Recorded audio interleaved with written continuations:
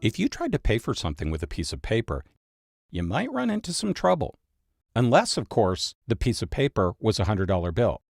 But what is it that makes that bill so much more interesting and valuable than other pieces of paper? After all, there's not much you can do with it. You can't eat it. You can't build things with it, and burning it is actually illegal. So what's the big deal? Of course, you probably know the answer. A $100 bill is printed by the government and designated as official currency, while other pieces of paper are not. But that's just what makes them legal. What makes a $100 bill valuable, on the other hand, is how many or few of them are around. Throughout history, most currency, including the US dollar, was linked to valuable commodities, and the amount of it in circulation depended on a government's gold or silver reserves.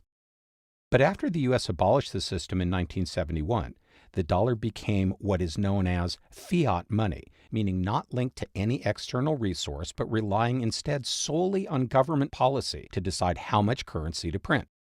So which branch of our government sets this policy? The executive, the legislative, or the judicial?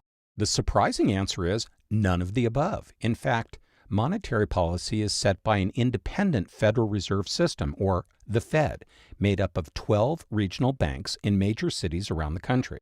Its Board of Governors, which is appointed by the President and confirmed by the Senate, reports to Congress, and all of the Fed's profit goes into the U.S. Treasury. So why doesn't the Fed just decide to print infinite $100 bills to make everyone happy and rich? Well, because then the bills wouldn't be worth anything. Think about the purpose of currency, which is to be exchanged for goods and services.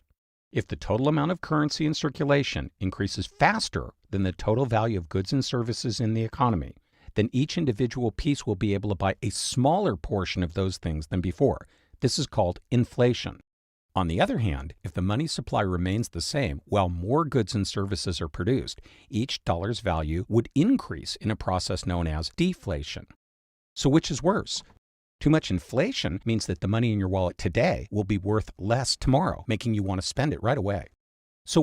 But deflation would make people want to hold on to their money, and a decrease in consumer spending would reduce business profits, leading to more unemployment and a further decrease in spending, causing the economy to keep shrinking.